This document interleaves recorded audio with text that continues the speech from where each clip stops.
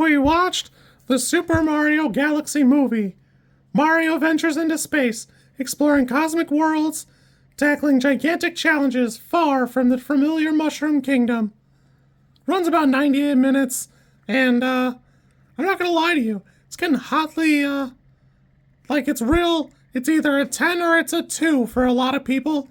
Like the audience score is gonna be trending more towards like 80-90%. And interestingly, I think a lot of critics are like over-hating it. And I can explain why it turned out the way it did. If it matters to you, it's because it's how Illumination is. In 2010, there were two really good animated films.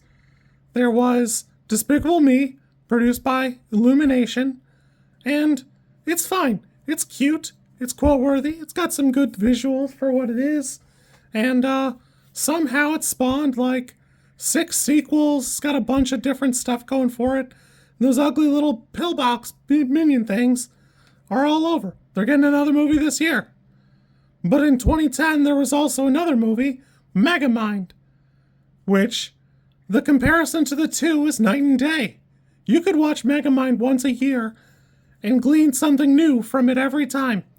You could watch it again and you could relate to a different character on screen once every different year. It's amazing. The whole thing is super bizarre, never got like a sequel, never got a crappy TV show.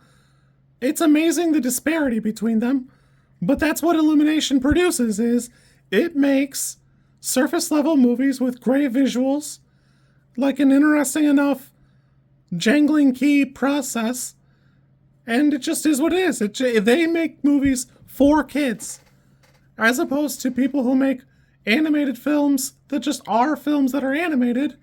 They're movies for kids. It is what it is. Don't get me wrong. I think this movie's fine. It's pretty enjoyable. It's cute. It's fun. I'm a big person. Like, I played a lot of Mario games as a kid, so the visuals and like the little references aren't completely lost on me. Though I will admit, I didn't play Galaxy, so I don't like get a lot of it. And I'm told that like it's more like Mario Odyssey. I don't know if that's true. I don't know. I didn't play that either. Overall, I think it's pretty fun. It has a great presentation. The animation's very crisp. The visuals are great. Boy, the framing is super fun. All the characters get probably the right amount of screen time, even though it feels like you'd want more Yoshi. You probably want a little bit more Rosalina. Fox is here. I don't know why, but, he's fine. I think Glenn Powell does a great job.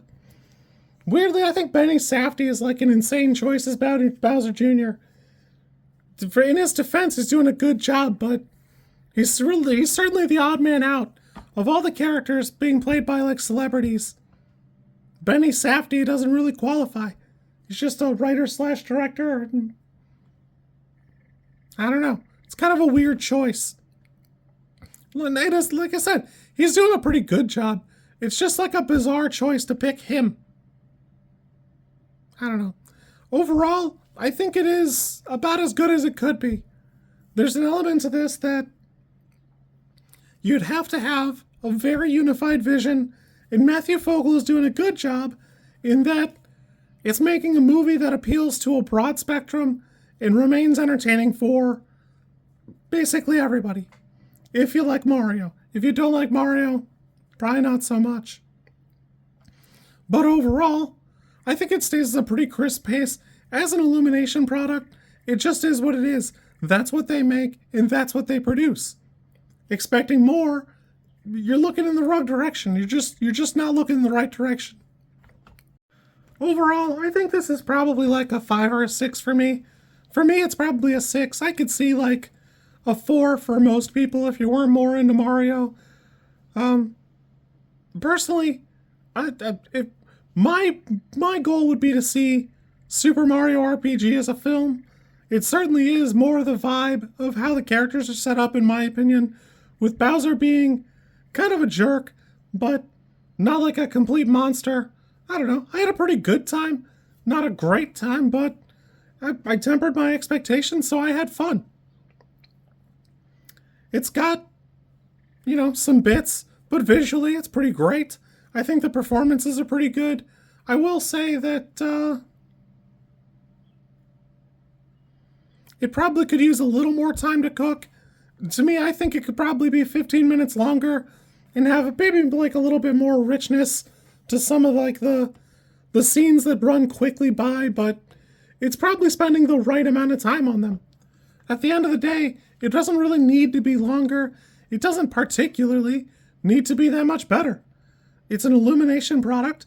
They have certainly like a recipe for how they make movies and how they produce them. So if you're familiar with that and you're familiar with them, you're probably looking at the right place. You know what to expect and you know what to look for here. So, I don't know. I like it. I wish we had gotten Megamind instead, but it is what it is. I had fun. You kids be good. I'll catch you later. As an aside, there's a guy on, I don't know, he's one of the newspaper websites, rated it a 0, and he's yapping and yapping about how AI could do a better job, and I hope his weekend's horrible. I hope his wife cheats on him during Easter dinner. Like, I know that this is not a serious job for me, but have some respect. Whether you like it or not, it's still a great movie. Like, it's still a movie. Real people worked on it. It's insane to me to take your job seriously and rate something as 0 that's not like Adolf Hitler directed and wrote it and still getting money from it somehow. But also, like, that's such an insane way to talk and like appreciate art. You don't have to like it. You don't have to rate it well. I can accept not liking it, not enjoying it. He's got probably a couple valid points, but he's just the BuzzFeed of jerks. Have your wife call me.